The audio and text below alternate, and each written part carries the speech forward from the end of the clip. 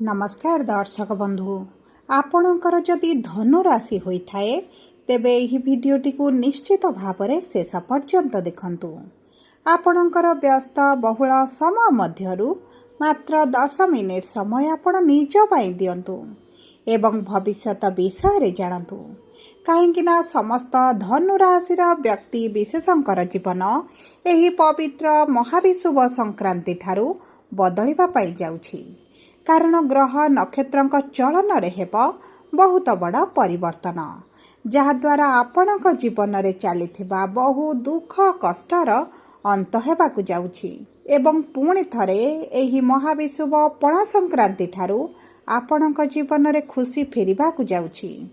देखंतु एही ओडिया नववर्ष प्रारंभरू ओडिया नूतन पांजी अनुसार आपणक धनु राशि रे राजयोगर संयोग सृष्टि हेबाकु जाउछि। तीनोटी बड़ शुभ ग्रह आपणकर त्रिकोण व लक्ष्मी भाव को चलन करने को जाउछंती। शुक्र सूर्य मंगल जी आपणकर भाग्यर अधिपति लाभर अधिपति एवं धनर अधिपति अटंती एवं समस्ते आपणकर त्रिकोणर भाव को गोचर करुछंती जहाद्वारा आपणक भाग्य गोटे विराट परिवर्तन हेबाकु जाउछि। अनेक दिगरु अनेक गुड़िए लाभ प्राप्ति हेबाकु जाउछि।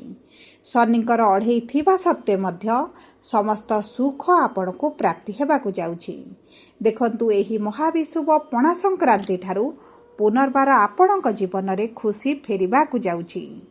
तेबे एबे आसंतु जानिबा एही संक्रांति ठारू कोन बड़ परिवर्तन आपणक जीवन रे हेबाकु जाउछि। कारण सूर्य हेबाकु जाउछंती उच्चस्थ। किंतु भिडियोटी आरंभ करने पूर्व जदि आपणकर भी धनुराशि होता है एवं आपण भी ईश्वर को आंतरिक भक्ति एवं विश्वास करती तेबे भिडियोटी को लाइक करतु।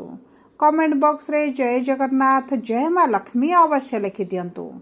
ता सहित आम सह जोगाजोग करबा पई वीडियोर मध्य भाग रे एक व्हाट्सएप नंबर टी दिया जाइछि।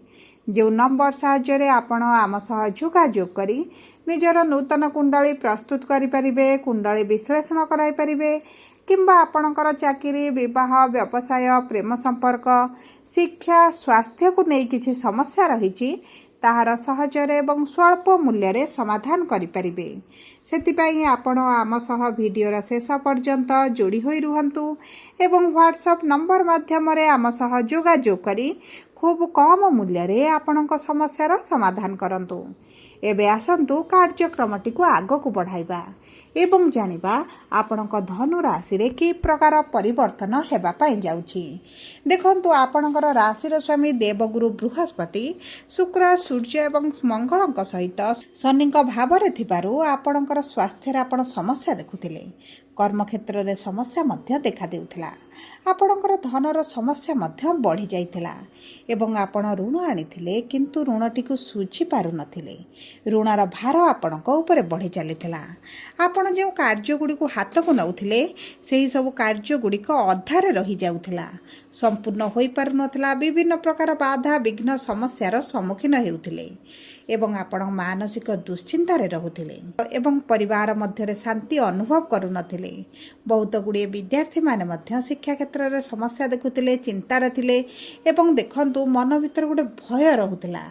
ता सहित चाकरी पाई बारंबार चेष्टा करी विफलतार सम्मुखीन हेबाकु पड़ुथिला। बहुत गुड़िए धनुराशि व्यक्ति माने चाकरी करिसंती मध्य चाकरी क्षेत्र में समस्या रही असंतुष्ट अनुभव करुछंती। सबुठारु बड़ समस्या होउची संतान संतति को नहीं। आपण मानकर पारिवारिक जीवन हेउ प्रेम संपर्क हेउ दाम्पत्य जीवन हेउ विभिन्न कथा को नहीं छोट छोट कथा को नहीं झगड़ा मनमालिन्य मतभेदटी देखा जाउथिला।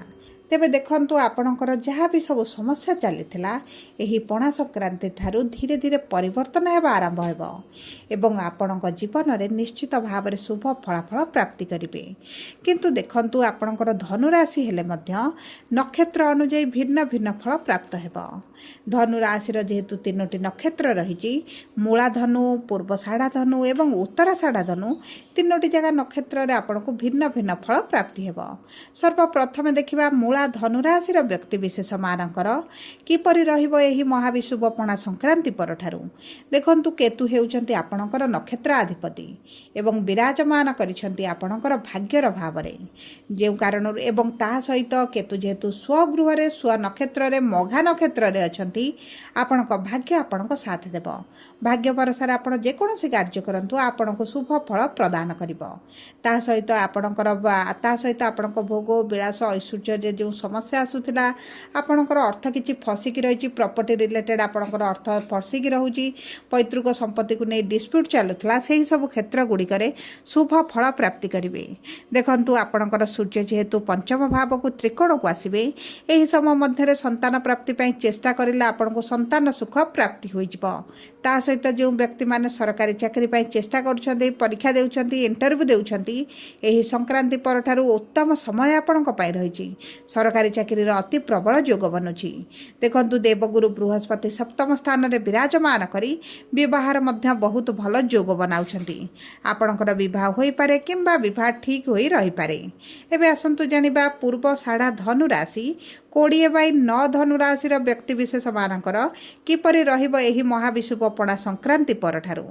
ଦେଖନ୍ତୁ, ଶୁକ୍ର ହେଉଛନ୍ତି ଆପଣଙ୍କର ନକ୍ଷତ୍ରାଧିପତି ଏବଂ ବିରାଜମାନ କରିବେ ଆପଣଙ୍କର ଷଷ୍ଠ ଭାବରେ। ଏବଂ ଷଷ୍ଠ ଭାବ ଯେହେତୁ ରୋଗ ଋଣ ରିପୁର ଭାବ ରହିଥାଏ, ଆପଣଙ୍କର ଶତ୍ରୁମାନେ ନାଶ ଯିବେ। ଶରୀରରେ ବିଶେଷ ସମସ୍ୟା ଦେଖାଯିବ ନାହିଁ। ଯଦି ପୂର୍ବରୁ କିଛି ସମସ୍ୟା ରହିଥିଲା, ତାହା ଆପଣଙ୍କର ଦୂର ହୋଇଯିବ। ଆପଣଙ୍କର ଯଦି କିଛି ଲୋନ୍ ପାଇଁ ଆପ୍ଲାଏ କରୁଛନ୍ତି, ବାରମ୍ବାର ଆପ୍ଲାଏ କରି ମଧ୍ୟ ଆପଣଙ୍କୁ ଅର୍ଥ ପ୍ରାପ୍ତି ହେଉନଥିଲା, ବିଳମ୍ବ ଦେଖୁଥିଲେ, ସମସ୍ୟା ଦେଖୁଥିଲେ, ତେବେ ଆପଣଙ୍କର ସେହି ସମସ୍ୟା ବିଳମ୍ବ ଗୁଡ଼ିକ ଦୂର ହୋଇଯିବ। ଆପଣଙ୍କର ଲୋନ୍ ଆପଣଙ୍କୁ ପାସ୍ ହୋଇଯିବ, ଆପଣଙ୍କୁ ଅର୍ଥ ପ୍ରାପ୍ତି ହୋଇଯିବ। ଯଦି ବ୍ୟବସାୟ ଆରମ୍ଭ କରିବା ପାଇଁ କିମ୍ବା ବ୍ୟବସାୟ ରିଲେଟେଡ୍ କିମ୍ବା ଆପଣଙ୍କ କର୍ମକ୍ଷେତ୍ର ସମ୍ବନ୍ଧିତ ଆପଣଙ୍କର କିଛି ଅର୍ଥର ଆବଶ୍ୟକତା ରହିଥିଲା, ତାହା ଆପଣଙ୍କୁ ପ୍ରାପ୍ତ ହୋଇଯିବ। ଆପଣଙ୍କର ଶତ୍ରୁମାନେ ମଧ୍ୟ ନାଶ ଯିବେ। ଏହି ସମୟ ମଧ୍ୟରେ ଆପଣଙ୍କର ଯେଉଁ ଗୁପ୍ତ ଶତ୍ରୁମାନେ ଅଛନ୍ତି, ଆପଣ ତାଙ୍କୁ ଚିହ୍ନଟ କରିବେ ଏବଂ ଦୂରତା ବନାଇବା ଆରମ୍ଭ କରିବେ। ଏବଂ ସବୁଠାରୁ ବଡ଼ କଥା ହେଉଛି, ଆପଣ ଯଦି ପ୍ରେମ ବିବାହ କରିବା ପାଇଁ ଚାହୁଁଥିଲେ, ଆପଣଙ୍କ ପାଇଁ ଉତ୍ତମ ସମୟ ରହିଛି। ପ୍ରେମ ବିବାହ ହୋଇପାରେ କିମ୍ବା ଆପଣଙ୍କ ପ୍ରେମ ବିବାହ ଠିକ୍ ହୋଇ ରହିପାରେ। ଏବେ ଆସନ୍ତୁ ଜାଣିବା ଉତ୍ତରାଷାଢ଼ା ଧନୁ ରାଶି ବା 21/9 ଧନୁରାଶିର ବ୍ୟକ୍ତିବିଶେଷ ମାନଙ୍କର ଏହି ପଣା ସଂକ୍ରାନ୍ତି ପରଠାରୁ କେମିତି ରହିବ। ଦେଖନ୍ତୁ, ଆପଣଙ୍କର ନକ୍ଷତ୍ର ଅଧିପତି ହେଉଛନ୍ତି ସୂର୍ଯ୍ୟ ଏବଂ ଗୋଚର କରୁଛନ୍ତି ପଞ୍ଚମ ଭାବକୁ ତ୍ରିକୋଣର ଭାବକୁ। ବିଦ୍ୟାର୍ଥୀମାନଙ୍କୁ ଉତ୍ତମ ଫଳ ପ୍ରାପ୍ତି ହେବ। ଶିକ୍ଷା କ୍ଷେତ୍ରରେ ଆକାଶ ଛୁଆଁ ସଫଳତା ଆପଣଙ୍କୁ ପ୍ରାପ୍ତି ହେବ। ଯଦି ଆପଣଙ୍କ ଶିକ୍ଷା କ୍ଷେତ୍ରରେ କିଛି ସମସ୍ୟା ରହିଥିଲା, ଆପଣ ଦ୍ୱନ୍ଦ୍ୱରେ ରହିଥିଲେ, ତେବେ ଆପଣଙ୍କର ସେହି ସମସ୍ୟା ସେହି ଦ୍ୱନ୍ଦ୍ୱ ଗୁଡ଼ିକ ଦୂର ହୋଇଯିବ।